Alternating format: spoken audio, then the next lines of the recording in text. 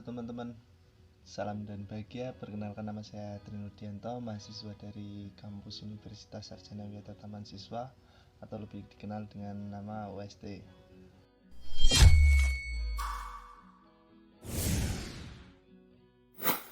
Sebelumnya saya ucapkan terima kasih kepada teman-teman semua yang menonton konten ini tentunya. Semoga tetap dalam kondisi yang baik-baik saja dan selalu diberi kesehatan.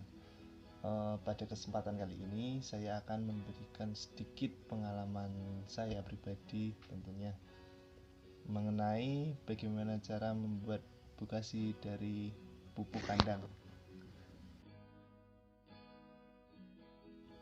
Pupuk merupakan bahan material yang dibutuhkan tanaman. Dalam pemberian pupuk perlu disesuaikan dengan kebutuhan tanaman. Untuk pupuk sendiri dibedakan menjadi dua jenis. Untuk yang pertama itu pupuk organik, untuk yang kedua itu pupuk anorganik. Pupuk anorganik merupakan jenis pupuk yang berasal dari bahan anorganik, biasanya mengandung unsur hara atau mineral tertentu dan siap diserap tanaman tanpa memerlukan proses pelapukan. Sedangkan pupuk organik mencakup semua bahan yang dihasilkan dari makhluk hidup, bisa digunakan untuk menyuburkan tanah seperti pupuk kandang, sisa-sisa makanan, daun-daun kering, dan lainnya yang masih bersifat alami. Salah satu bentuk pupuk organik itu adalah pupuk kompos.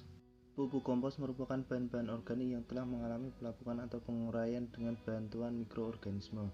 Pupuk kompos sendiri dibedakan menjadi dua, yaitu kompos padat yang dapat diberikan lewat tanah dan kompos cair yang dapat disemprotkan ke daun.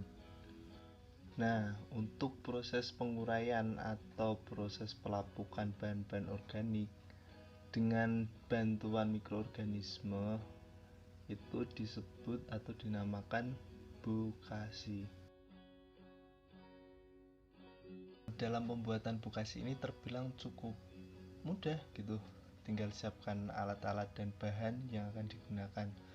Untuk bahan-bahan yang digunakan pun sangat-sangat sederhana gitu, dan bahkan dapat dijumpai di sekitaran kita, seperti kayak daun-daun kering atau sisa-sisa makanan, pupuk-pupuk kandang bagi yang memiliki hewan ternak gitu. Nah, nantinya bahan-bahan organik itu akan difermentasi dengan bantuan mikroorganisme dari larutan EM4, molase, dan air. Langkah-langkah dalam pembuatan bokasi. Untuk yang pertama, siapkan alat dan bahan yang akan digunakan seperti larutan EM4, molase, wadah, dan air secukupnya. Untuk yang kedua, tuangkan larutan EM4 dan molase ke dalam wadah yang berisikan air. Untuk saat ini saya menggunakan 2 tutup botol dengan air sebanyak 1 liter kurang lebih. Kemudian aduk-aduk larutan tersebut hingga semua tercampur rata. Untuk step yang ketiga, campurkan larutan tersebut ke dalam pupuk kandang.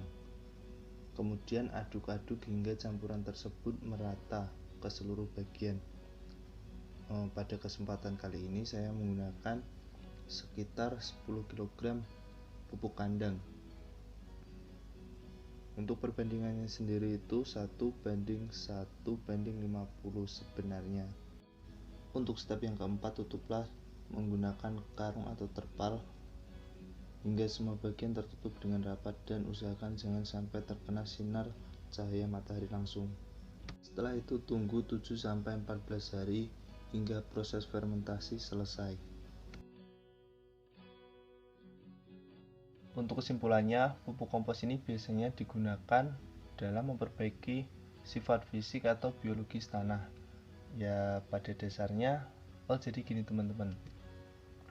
Biasanya para petani itu melakukan pemupukan terlebih dahulu ke lahan-lahan pertanian sebelum melakukan penanaman. Jadi pupuk-pupuk kompos ini ditebar di lahan-lahan milik petani, terus disiram, habis itu dilakukanlah penanaman gitu.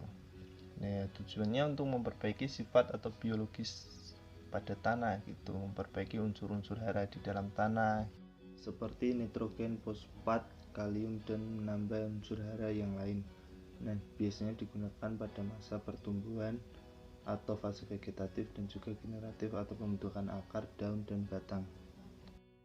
Mungkin itu saja yang dapat saya sampaikan. Terlebih jika ada tutur kata yang kurang berkenan atau penyampaian materi yang kurang jelas, saya mohon maaf. Ya, saya pribadi menyadari bahwa di dalam diri saya itu masih banyak sekali kekurangan, entah itu dalam penggalian informasi, penyampaian materi, pemilihan kata-kata, bahkan pengeditan video ini. Itu saja. Mungkin bisa bermanfaat bagi teman-teman. Cukup sekian dan terima kasih.